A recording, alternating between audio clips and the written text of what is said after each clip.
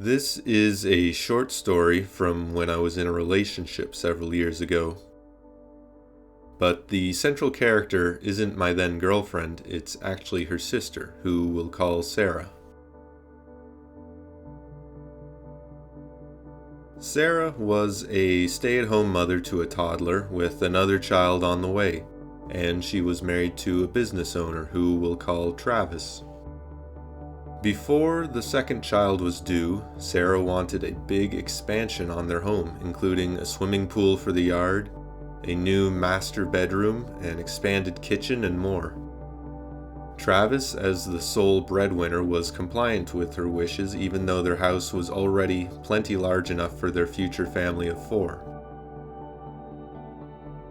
Shortly after these plans were put into motion, I began to hear that Sarah was developing some gripes with her husband, though.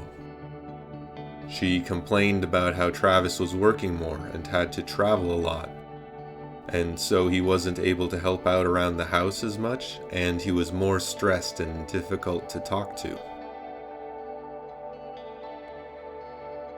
Now, there is a very obvious cause and effect going on here. If you want a major expansion and renovation job on your home, the required money has to come from somewhere, in this case from the working husband.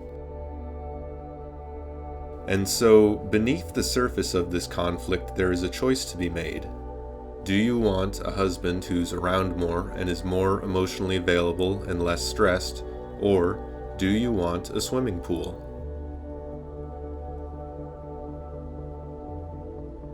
And we can break this down even further, potentially calculating the cost of something against the amount of hours it takes to earn that money. For example, do you want 300 more hours with your husband, or do you want a larger bedroom? Do you want your children to have 500 more hours with their father, or do you want a larger kitchen? And this isn't even taking into account the added stress from money worries and working more. Stress leads to a shorter life and also extra difficulties appearing in your relationships, as Sarah was beginning to experience.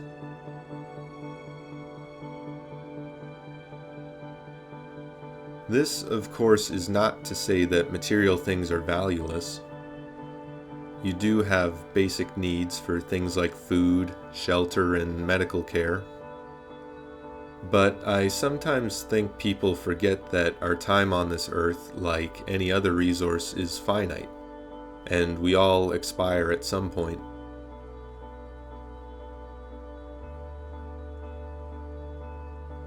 My dad passed away unexpectedly, and though he couldn't speak on his deathbed, I don't think he was wishing he had bought more possessions.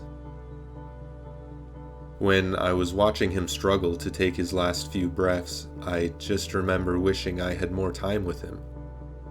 How we were supposed to have another couple of decades together. It wasn't fair, I wasn't ready. There were still so many things I wanted to do with him and questions I wanted to ask him.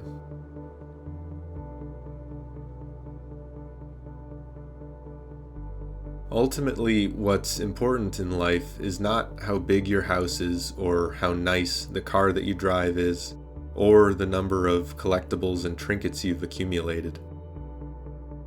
What's important is the people in your life and the relationships you build. It's the memories you create, the bonds you forge, the goals you accomplish and celebrate together. When you go to a job, you're trading your time for money. But you can't get that time back. You can't later trade that money to put more hours back up on the clock of your existence. And a lot of people don't realize that until it's too late.